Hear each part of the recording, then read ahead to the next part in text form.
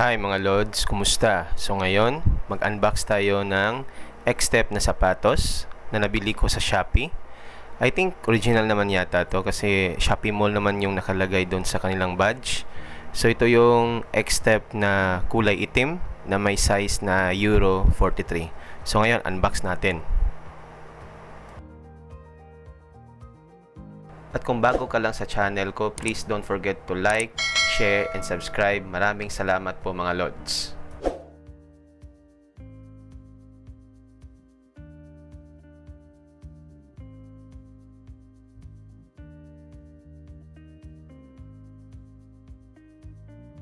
Siyempre sa loob ng box, nandun yung sapatos at yung plastic cover na may icon ng X-Step.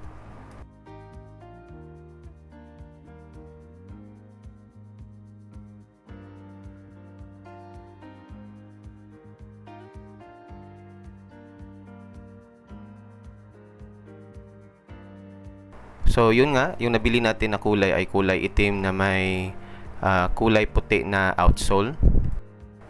At yung outsole naman niya ay maganda, makapal. So sure tayo na hindi tayo madaling madulas while naglalakad or tumatakbo.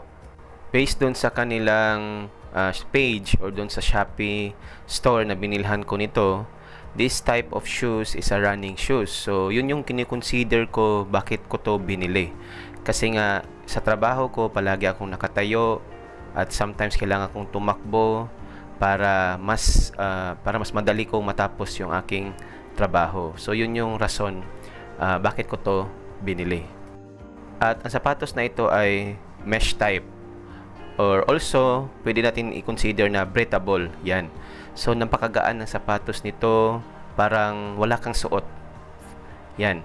Kahit dalawa yung hawakan mo, ang gaan-gaan talaga. So, hindi siya stressful kung suotin.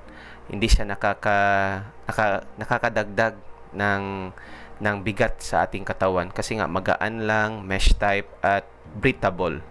Breathable yung sapatos na to.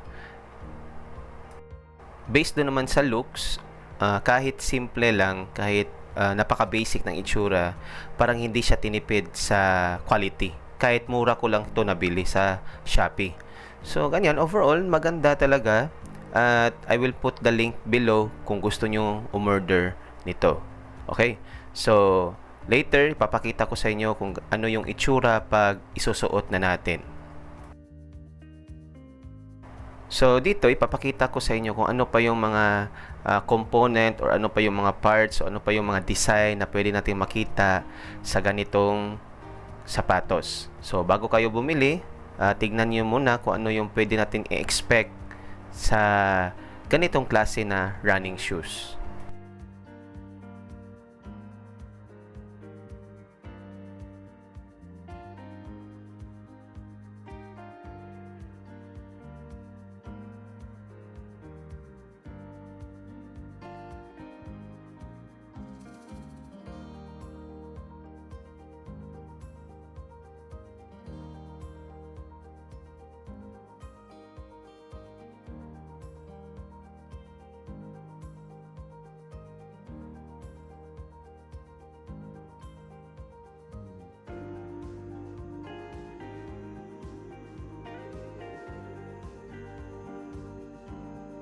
So ngayon ipapakita ko sa inyo kung ano yung itsura pag naisuot na natin ang sapatos na to. So fast forward ko lang para makapakita ko na sa inyo yung itsura or ano yung magiging expected natin sa ganitong sapatos.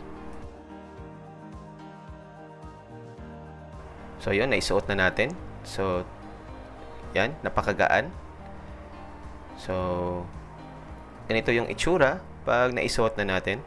Napakasimple lang ng sapatos pero maganda talaga. Simplicity lang talaga. Sa mga mahilig lang, simplicity. So, dyan sa picture, yan yung itsura pag nakasuot tayo ng pantalon or slacks or any jogger pants na pwede nating ibagay sa ganitong sapatos. Maraming salamat mga Lods. Kung nakaabot kayo sa parte ng video na ito, please don't forget to like, share, and subscribe para sa mga ganitong content pa. At again, God bless us all and always safe.